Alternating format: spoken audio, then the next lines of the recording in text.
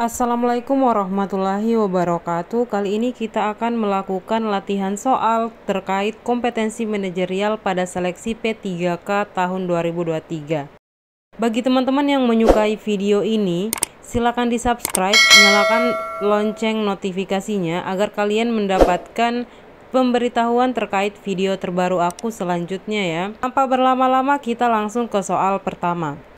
Suatu ketika saya mendapat tugas yang tidak menyenangkan dari atasan saya, maka saya A. tetap mengerjakan dengan tuntas, B. meminta rekan kerja lain untuk mengerjakannya, C. mengerjakan tugas tersebut dengan terpaksa, atau D.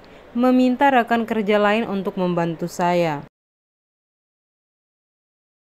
Pilihan jawaban yang paling tepat adalah A ya teman-teman, tetap mengerjakan dengan tuntas tugas yang diberikan oleh atasan. Walaupun dia mendapatkan tugas yang tidak menyenangkan dari atasannya, tapi di sini kita dituntut harus mampu profesional ya, harus mampu menyelesaikan tugas yang diberikan secara tuntas dan mampu diandalkan.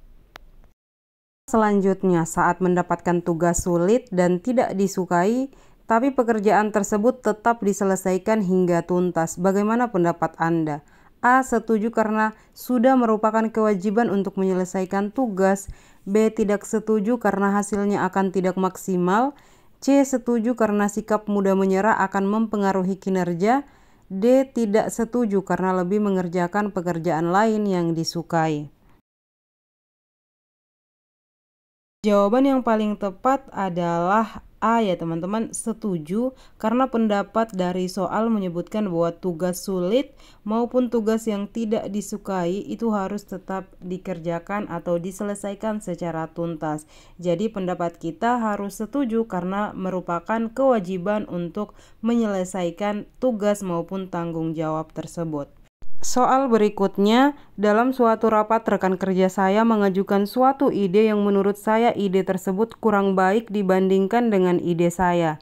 Maka saya A. menghentikan rekan kerja saya bicara dengan santun, B. mempersilakan rekan kerja saya menyampaikan idenya sampai selesai, C. menghentikan rekan kerja saya bicara karena hanya akan memakan waktu, D. mendengarkan setengah hati penyampaian ide dari rekan saya.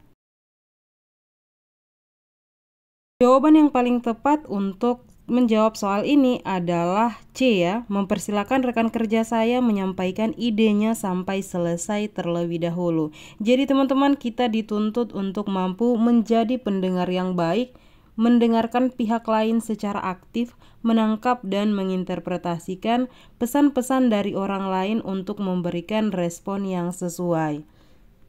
Soal selanjutnya, saya bersama dengan rekan kerja saya ditugaskan untuk membeli perlengkapan kantor yang sudah dianggarkan untuk bulan ini. Ternyata uang yang disediakan jumlahnya lebih banyak dari yang dibutuhkan.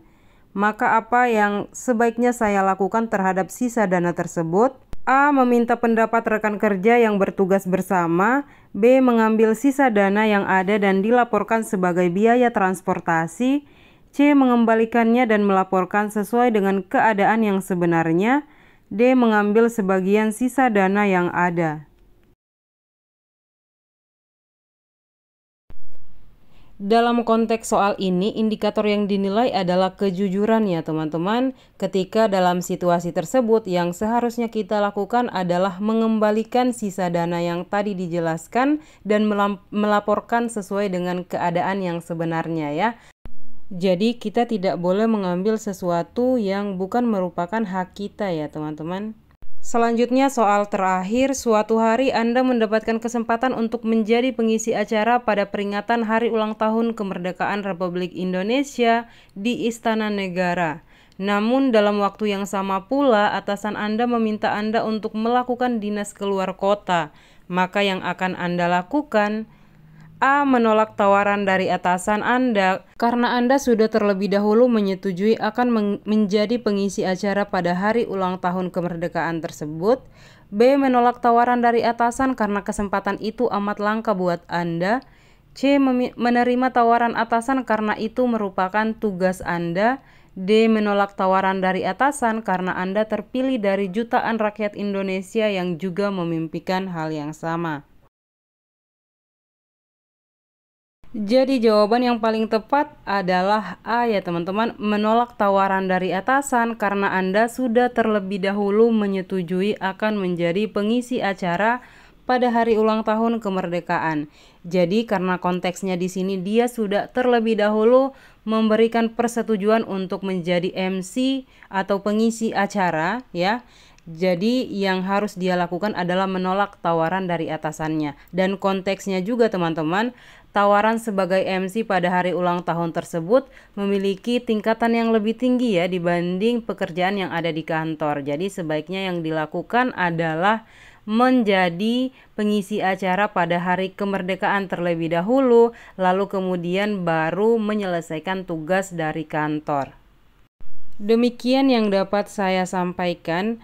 Bagi teman-teman yang menyukai video ini, silakan di-subscribe, nyalakan lonceng notifikasinya agar kalian mendapatkan pemberitahuan dari video terbaru aku selanjutnya. Dan terima kasih sudah menonton.